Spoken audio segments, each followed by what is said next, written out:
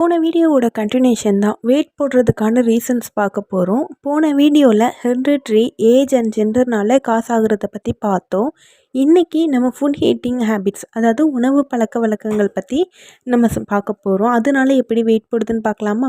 சாப்பிட்ற டைம் தவிர மிச்ச நேரத்தில் ஸ்நாக்ஸ் பார்த்துட்டு ஸ்நாக்ஸ் சும்மா எடுத்து சாப்பிட்டுட்டு இருக்குது, அப்புறம் பசிக்காமலே சும்மா சும்மா சாப்பிட்றது, அப்புறம் மீதமான ஃபுட்டை வீட்டில் வந்து லேடிஸ் பார்த்தோன்னா மீதமான ஃபுட்டை வேஸ்ட் பண்ண மனசு இல்லாமல் அதை அவங்க எக்ஸ்ட்ராவாக அவங்க ஃபுட்டுக்கு தேவைக்கு தவிர எக்ஸ்ட்ராவாக எடுத்துக்கிறனால, அதுக்கப்புறம் மீட்டிங்ஸ் அந்த மாதிரி இதுக்கெலாம் நம்ம வந்து வெளியே போய் ஹோட்டலில் போய் சாப்பிட்றதுனால, அடிக்கடி இந்த மாதிரி மீட்டிங்ஸ்க்காக வெளியே போய் சாப்பிட்டோன்னாலும் வெயிட் போட வாய்ப்பு இருக்குது. அப்புறம் சிலர் வந்து குக் பண்ணும்போதே சாப்பிட்ற ஹேபிட் உண்டு.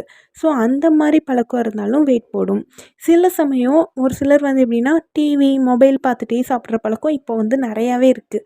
ஸோ அந்த மாதிரி சாப்பிட்றதுனால எவ்வளோ சாப்பிட்றோன்னே தெரியாமல் அளவுக்கு அதிகமாக சாப்பிட்றதுனால, அப்புறம் ஒரு சிலருக்கு வந்து சேடாக இருந்தாங்க அப்படின்னா நிறைய சாப்பிட்ற பழக்கம் உண்டு. ஸோ அந்த மாதிரி சாப்பிட்டாங்க அப்படின்னாலும் வெயிட் போட சான்ஸ் இருக்குது. இது போக இன்னொன்று ரீசன்ஸ் இருக்குது. அது என்னன்னு அப்படின்றத நான் நெக்ஸ்ட் வீடியோவில் சொல்கிறேன்.